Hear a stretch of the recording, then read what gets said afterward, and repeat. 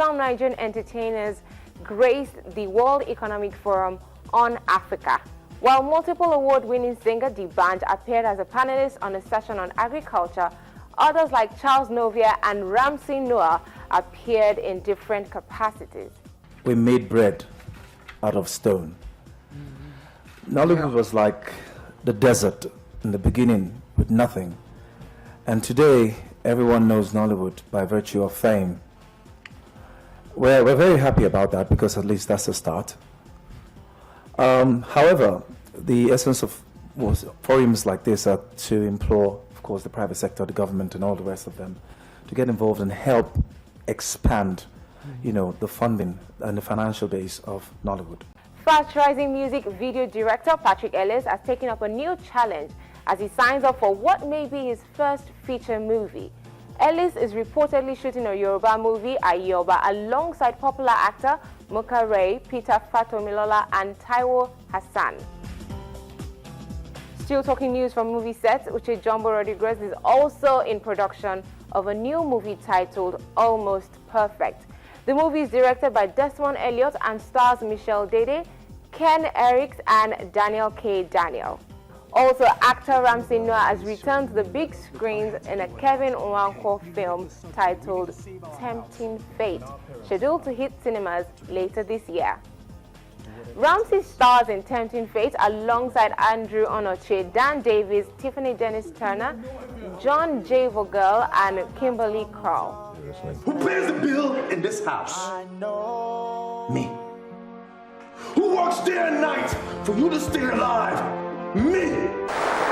On the foreign scene, Hollywood screen goddess Angelina Jolie joins the Bring Back Our Girls campaign as she premieres a new movie, Maleficent.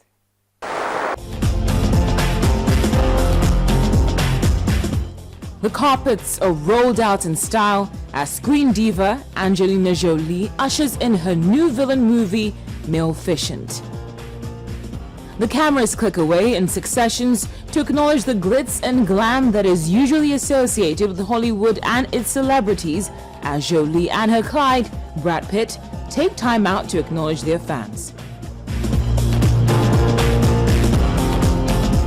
Not beclouded by the razzmatazz around her, Jolie surprisingly spares words for the social media campaign calling for the safe return of kidnapped Nigerian girls. Heartwarming, of course, to see people across the world and to be on this carpet where people ask me about anything and the majority of questions are coming down to these girls. So that says a lot, and it says a lot about how we all feel as a global community about this kind of abuse. The important thing, though, is that we understand that this happened because these men feel that they can get away with this and they can do this, because there have been too many examples of the past where there is so much impunity, and this is just this exists. So we have to start to change this, and it's part of what William Hague and I are doing in June in the summit.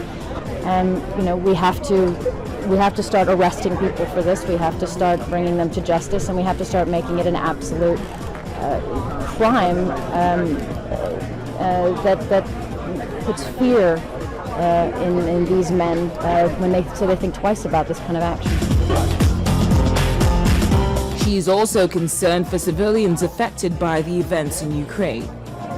So I'm so concerned for the people there, and I feel like the majority of the voices we're not hearing from. We're hearing from the more extreme voices, but we're not hearing from the people. And I met with a reporter today from Ukraine, and you could just tell that she was doing her job, but her whole family's there, and it's civil war, and you see. I saw reports on Syria today and homes, and you look at that and you think a few years ago, there were 60,000 refugees. Now there's 2.7 million. These things escalate. And I can't imagine anybody from that region isn't just terrified that the worst is yet to come.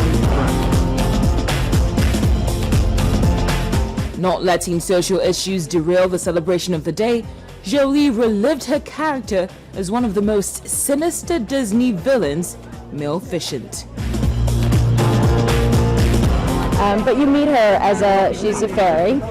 She's actually an orphan fairy that takes care of the forest. She's technically she's a pretty decent little girl in a way, and believes in justice and has a lot of hope and a good heart. And she is abused. And I think a lot of kids can relate to that, whether they've been bullied or they feel like outcasts or somebody's hurt them and something's happened that's made them feel dark and angry. The 16-year-old co-star, Elle Fanning, who starred as Princess Aurora, a thoughtful and kind princess who develops a bond with the native creatures of the forest kingdom, unaware that she is the target for the eponymous villainous Maleficent, shares her filming experience as well. I've seen the movie so many times, but I watched it again right before because she has certain mannerisms and her posture is a certain way, so I brought that into it. But also our Sleeping Beauty in this film is a little stronger. She definitely has all those loving, princess qualities, but she gets to show her strength a little more than the original.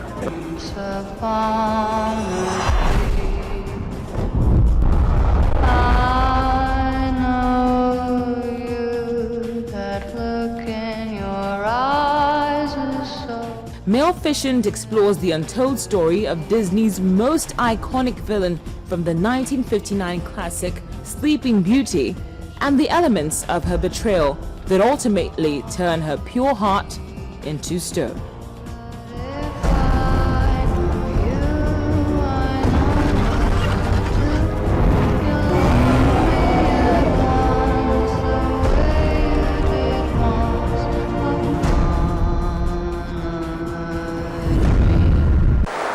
It's a wrap on this edition of the program, and I dare say you have enjoyed it a lot.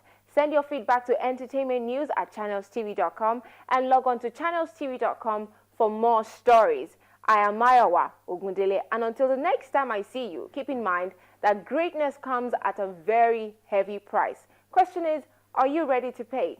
Think about it.